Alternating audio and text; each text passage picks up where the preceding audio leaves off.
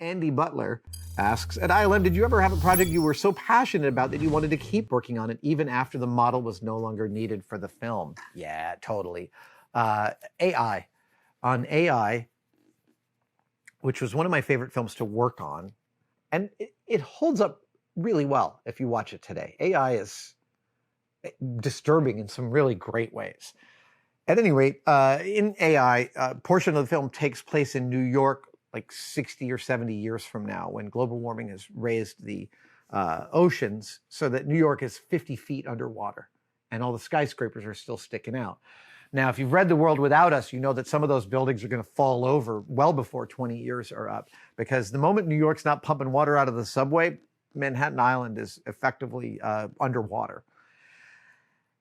And my job was to do all the broken buildings in New York. So Aaron Hay had a team of folks who were laser cutting these beautiful, 6-7 foot tall building facades. And then me and my team would take those and break them and carve chunks out of them. And the art directors would give us reference. We had a reference book from the Kobe earthquake. Good Lord.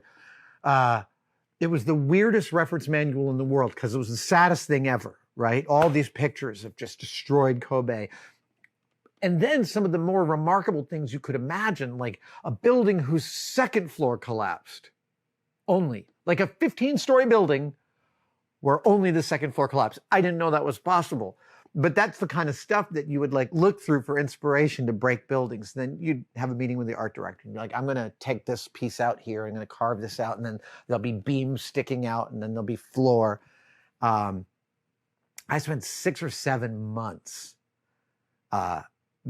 doing all those broken buildings in New York. And one of the most fun model making challenges I've ever had. I had a mold. I built a mold that cast soft plaster with plant wire inside, such that when you broke it, it looked like rebar sticking out. In 2016, I spoke at TED for the first time up in Vancouver. And I gave my talk about my love letter to cosplay. And afterwards, Steven Spielberg came over to me about 3 hours after I gave the talk. And he was like, hey, that was a really great talk. I really enjoyed it. You are he's just said I was a great storyteller.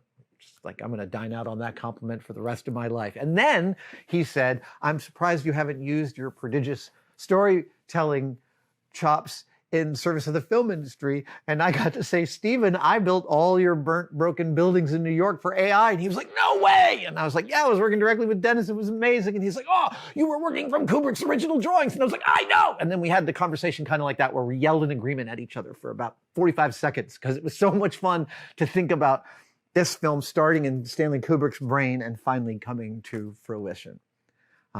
Yeah, that was pretty special. And by the way, I appreciate Ryan Massey for bringing up Light and Magic, because I find that series so moving. I think I've talked about it in every live stream for the past couple months.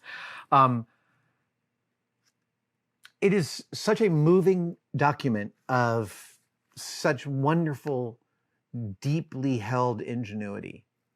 And when the shift takes place from episode 4 to episode 5, and George realizes there's no effects studio in the world that can do what he wants, so he's just going to have to build it from scratch, and he really starts to make ILM a real thing, I feel like the ethos that he built on the folks that he invited up created the shop that I eventually landed in 20, 30 years later.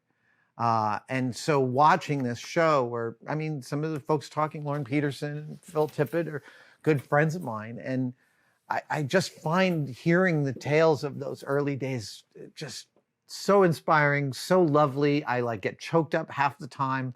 It's a really thrilling thing. Couple more? All right, let's see here.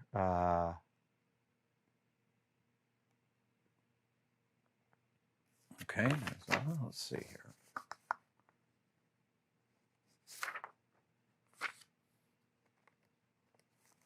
C. Morgan says that apparently I'm well known for my sayings and catchphrases. Are there any from my time at ILM that as soon as you say, hear, think them, reminds you of working there? couple. There's a couple. Earlier I said one, with a couple more weeks, this could be a nice model. That is something that Ira Keeler, who I spoke about in the last live stream, an amazing sculptor, and built wooden bucks out of ash for vacuum forming cars for Daylight or Mission Impossible, built a set of stormtrooper molds out of wood for the helmet. And Ira Keeler was absolutely, there was no job on which he didn't say this. Well, with a couple more weeks, this could be a nice model. The other one I think of is Grant Imahara and I started calling each other doctor back then. We just had a really lovely mutual respect for each other's work, and Grant was a lovely human being, and I would just, at some point, we saw each other in the morning, and I was like, doctor, and he went, doctor, and forever after, we called each other doctor. And I think of that all the time. I think of that actually whenever I hear doctor. Thank you so much for watching. If you'd like to support us even further, you can by becoming a tested member.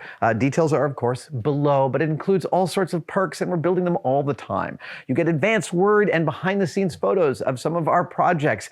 Questions, you get to ask direct questions during my live streams, and we have some members-only videos, including the Adam real-time series of unbroken, unedited shots of me working here in the shop. They are weirdly meditative. Thank you guys so much. I'll see you on the next one.